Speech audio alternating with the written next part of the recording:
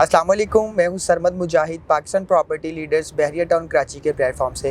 और आज हमारे साथ मौजूद हैं एक सीनियर एनालिस्ट और बहरिया टाउन कराची की रियल एस्टेट मार्केट में एक नाम रखने वाले राना शहबाज साहब। अस्सलाम वालेकुम राना साहब। जी वालेकुम सलाम। कैसे हैं आप? जी अल्लाह का शुक्र, आप सुनाए सरमद? अल्हम्दुलिल्लाह अल्हम्दुलिल्लाह, बहुत शुक्रिया आपने अपने वक्त में से हमारे लिए कुछ वक्त निकाला। जी जी बिल्कुल।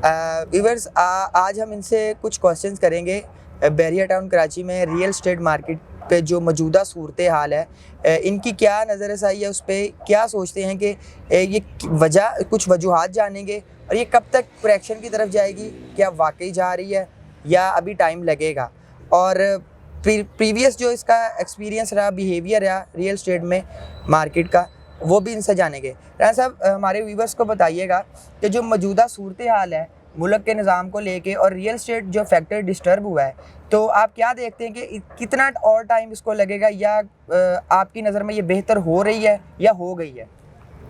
जी बिस्मिल्लाहिर्रहमानिर्रहीम। जी सरमद भाई, बड़ा अच्छा क्वेश्चन किया।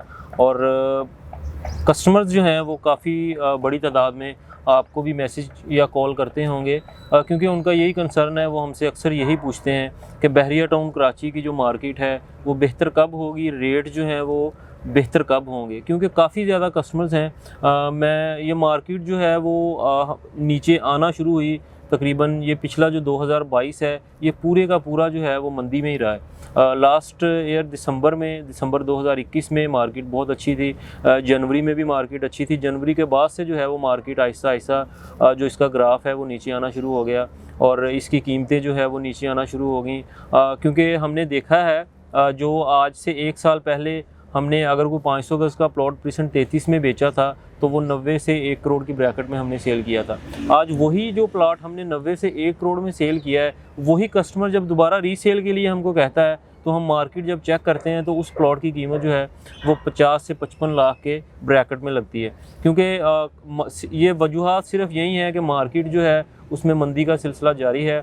लेकिन BTK 2 की जब से BTK 2 लॉन्च हुआ है उसके बाद से BTK 1 की मार्केट में थोड़ी सी बेहतरी आई है, क्योंकि काफ़ी ज़्यादा लोग जो है वो इस वजह से रुके हुए थे कि हम BTK 2 में इन्वेस्टमेंट करेंगे और BTK 1 की बजाय हम 2 में जाएंगे, बुकिंग पे चीज़ें लेंगे। उसके बाद से जो है वो जैसे हमने BTK 1 में चीज़ें परचेज़ की, वहाँ पे उस इंतज़ार के बाद हमें एक अच्छा प्रॉफिट मिलेगा।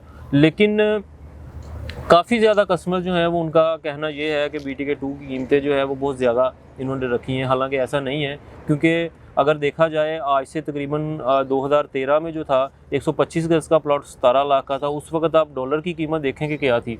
आज पाकिस्तान की मार्केट में डॉलर जो है वो अपनी बुलंद तरीन सतह पे है। आज 252 रुपये का $1 मिल रहा है ओपन मार्केट में। तो ये सारी की सारी चीज़ें जो हैं वो डॉलर्स के इर्द गिर्द घूमती हैं। आप देखें डॉलर ऊपर जाएगा, मार्केट नीचे आएगी, क्योंकि ओवरसीज़ कस्टमर जो हैं डॉलर महंगा जब हो जाता है तो वो पाकिस्तान में इन्वेस्ट नहीं करते, क्योंकि पाकिस्तान में रुपए की जो कदर है उसमें कमी आती है। रियाल जो है वो ऊपर चला जाता है, बाकी जितनी भी करेंसी हैं वो बहुत ज़्यादा ऊपर चली जाती हैं, रुपए की कीमत गिरना शुरू हो जाती है, तो उनको डबल से ट्रिपल नुकसान होता है। इस वजह से ओवरसीज़ जितने भी कस्टमर्स हैं वो बहरिया टाउन कराची में इस वक्त प्रॉपर्टी परचेज़ करने के बिल्कुल हक़ में नहीं है। हमारे जो ओनर हैं अदनान भाई, वो लास्ट 1 वीक पहले दुबई में थे। काफ़ी कस्टमर्स के साथ उन्होंने मुलाकात की, वहाँ पर मीटिंग्स की, तो उनका भी यही था कि कस्टमर जो हैं वो इस सूरत हाल में मार्केट के अंदर इन होना नहीं चाह रहे हैं। वो सिर्फ वेट एंड वॉच की कंडीशन में हैं कि वो सिर्फ इंतज़ार कर रहे हैं और देख रहे हैं कि जैसी मार्केट थोड़ी सी अप होना शुरू होगी तो एक दफ़ा मार्केट में ग्रूम आएगा और बड़ी तेज़ी के साथ मार्केट ऊपर जाएगी। क्योंकि पिछले जो 8-9 माह से जो कस्टमर वेट कर रहा है वो सिर्फ इसी इंतज़ार में है कि थोड़ी सी चीज़ें बेहतर हों, मैं अपनी चीज़ को बेचूं, अपने पैसे जो है वो रिकवर करूं। जब मार्केट में चीज़ें बिकने के लिए ज़्यादा आएंगी और बायर भी आना शुरू होंगे तो मार्केट जो है वो बेहतर होने की तरफ चली जाएगी।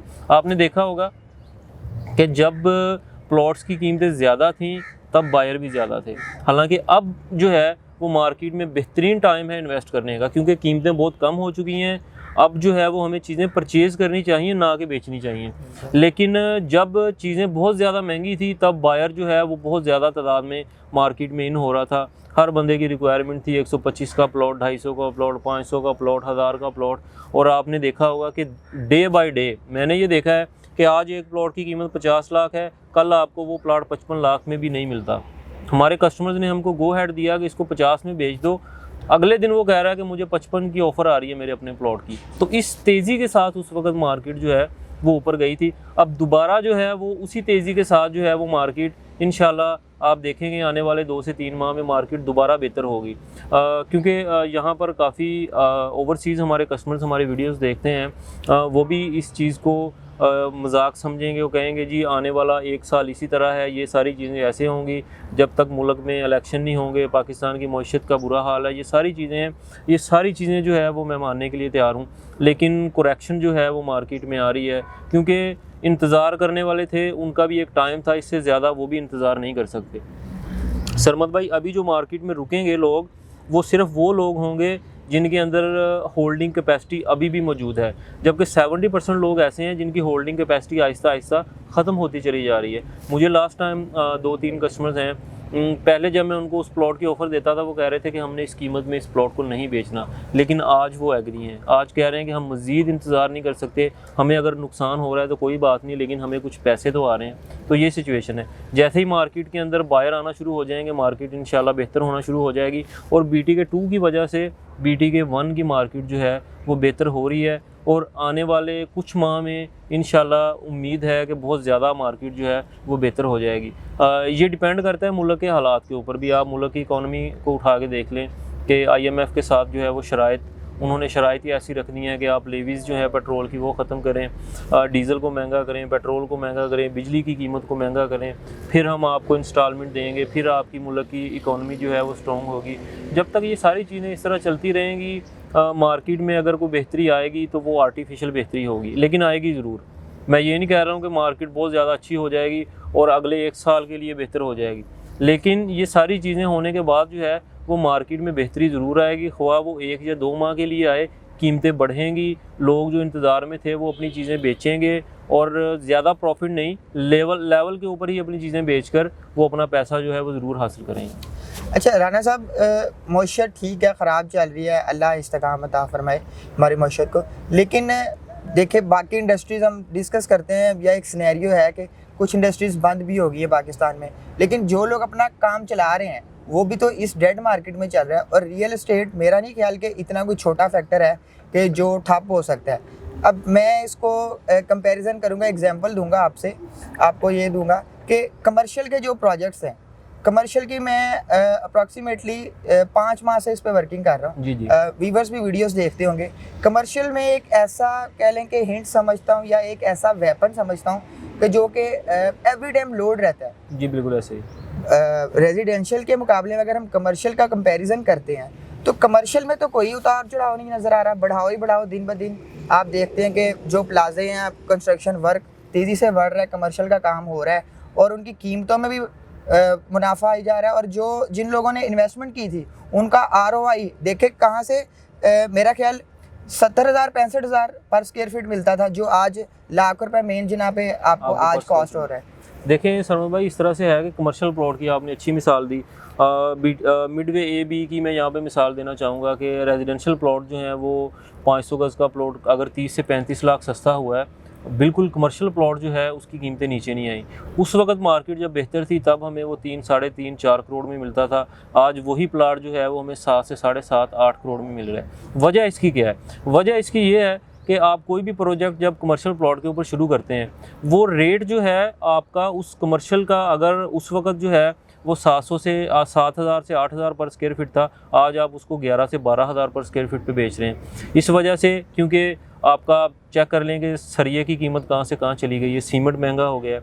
लेकिन जो रेडी प्रॉपर्टी थी, इसके अलावा कमर्शियल के अलावा बहरिया टाउन कराची में जो रेडी प्रॉपर्टी थी उसको आप चेक कर लें। कायद विला अगर उस वक्त 280 का था तो आज भी 2.5 से 250 से 270 के दरमियान है, ज़्यादा नीचे नहीं गया। इकबाल विला अगर उस वक्त 2 करोड़ का था, आज भी वो 2 करोड़ का ही है। बहुत ज़्यादा चांस की डील के तौर पे अगर आपको मिले, जिसको पैसों की बहुत ज़्यादा ज़रूरत है और वो उसको हर हाल में बेचना चाहता है, तो तब आपको जाके 185 190 में इकबाल विला मिलता है। नहीं तो पहले जो रेट था अभी भी वही रेट है, और इसकी कीमतें इतनी कम नहीं हुई जितनी तेज़ी के साथ जो कीमतें हैं वो रेजिडेंशियल प्लॉट्स की कम हुई हैं। तो मैं अपने कस्टमर्स को हमेशा से ये कहता हूँ कि आप प्लॉट लेने की बजाय, अगर आपने प्लॉट लेना है तो इस सूरत हाल में या इस सिचुएशन में लें कि आपने उस प्लॉट को काफ़ी लंबे अरसे तक रखना है। अगर आपने शॉर्ट टाइम इन्वेस्टमेंट करनी है तो आप रेडी प्रॉपर्टी की तरफ आएँ, आप कोई विला परचेज़ करें, क्योंकि विले की कीमतें इतनी ज़्यादा नीचे नहीं जाएंगी, क्योंकि उसके अंदर ईंट लगा है, उसके अंदर सरिया लगा है, उसके अंदर सीमेंट लगा है। आप अपार्टमेंट की तरफ आएँ, अपार्टमेंट के अंदर भी ये चीज़ें लगी हैं, क्योंकि जब एक खाली प्लॉट की कीमत कम हो रही होती है तो उसके मुकाबले में ईंट जो है वो महंगी हो जाती है, सरिया जो है वो और महंगा हो जाता है।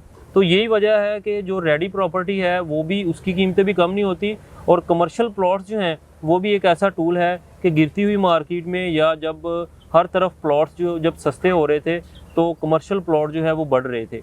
यही वजह है कि कमर्शियल प्लॉट के ऊपर हम जब कोई अपना प्रोजेक्ट बनाते हैं तो उसको हम अच्छे से रीसेल कर सकते हैं। वही चीज़ जो हम 8,000 पर स्क्वायर फीट में बेच रहे थे उसको 11,000 में बेच देते हैं, लेकिन वो बिकना ज़रूर है, लोगों ने ऑफिस ज़रूर लेने हैं। लोगों को नज़र आ रहा है कि मिडवे ए बी में हमारा ऑफिस अगर होगा तो उससे हम अच्छा रेंट हासिल कर लेते हैं। अगर ग्राउंड फ्लोर पे हमारी दुकान होगी तो हम 4 से 5 लाख रुपया रेंट वहाँ से ले सकते हैं। तो एक ये चीज़ भी होती है कि जहाँ पर आपको एक अच्छा रेंट मिल रहा हो और इजीली आपकी चीज़ जो है वो रेंट आउट हो रही हो तो लोग उस तरफ जाते हैं। मार्केट की हालात बेहतर नहीं है, लेकिन कुछ लोग ऐसे होते हैं जो इस ताक में रहते हैं कि मार्केट ऐसी हो और उसमें से कोई हमें चांस की डील्स मिले और हम उस चीज़ को हासिल करें।